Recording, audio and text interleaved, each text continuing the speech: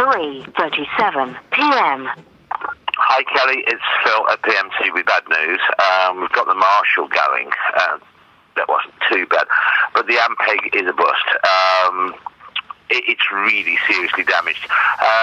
What's caused it, I'm fairly sure, is that when I took it apart, floating around on the PCB, main printed circuit board, was one of the mains transformer bolts. It's come undone. The whole transformer was loose, and it's dropped one of the bolts, and it's been flying around inside, probably while it's on, well, most definitely while it's been on. There's been a few blast marks where it's obviously shorted things out.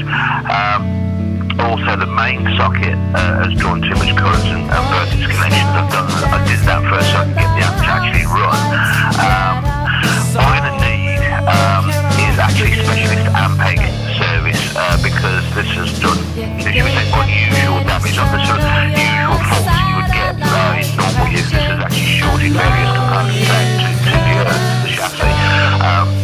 It's beyond me. I spent a day and a half on it and I can't get any further with it. So I'm afraid I'm going to put that one back in its box. You'll have to collect that one. I can't do that.